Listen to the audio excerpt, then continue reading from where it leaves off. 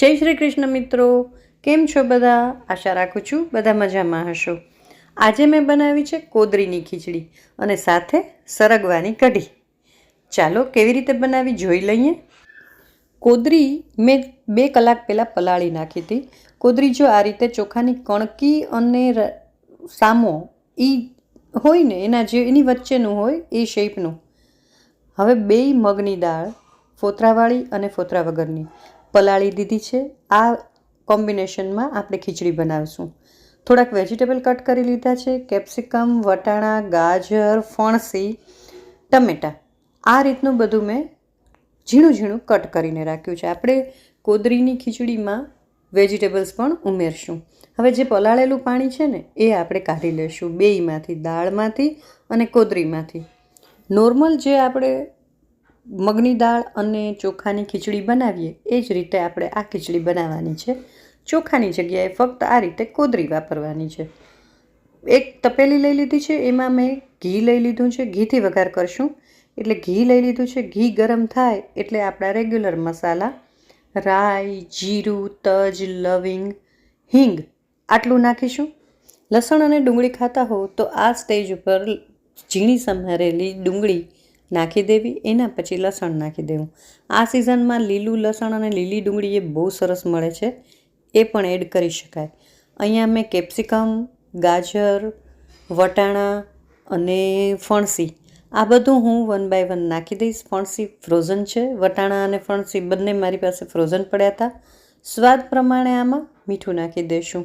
બધું એકદમ સરસ જરાક સાતળી લેશું. હવે એમાં ઝીણા સમારેલા ટમેટાં નાખી દઈશું.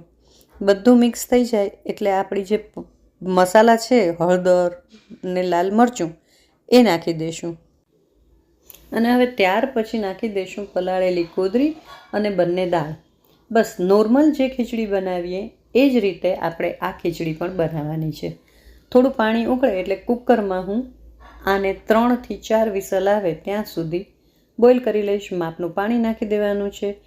1 વાટકી હોય તો તમને જો ઢીલી ખીચડી ગમે તો સામે 4 વાટકી પાણી નાખવાનું, અને જો તમને થોડી કઠણ ખીચડી ગમે, તરત જ ખાવી હોય અને કઠણ ગમે તો 3 થી 3.5 વાટકી પાણી તમે આમાં માપનું નાખવું, જે આપણે નોર્મલ ખીચડીમાં પણ કરતા હોઈએ છીએ.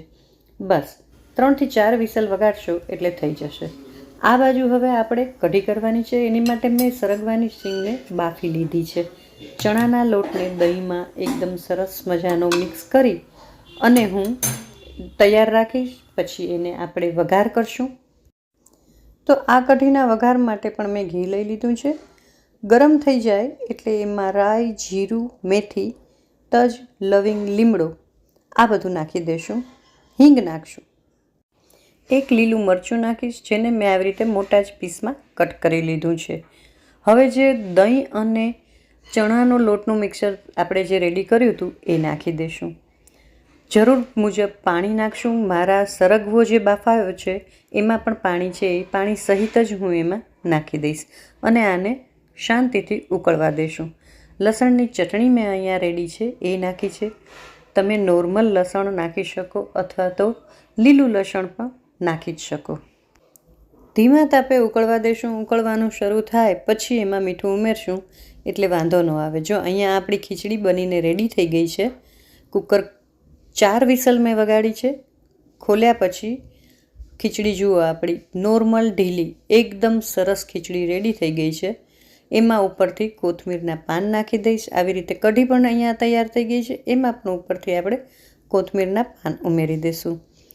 તો પચવામાં એકદમ હળવી, ડાયાબિટીક પેશન્ટ માટે એકદમ સરસ એવી કોદરીની ખીચડી અને સરગવાની કઢી તમને કેવી લાગી કમેન્ટ કરીને જરૂરથી જણાવશો.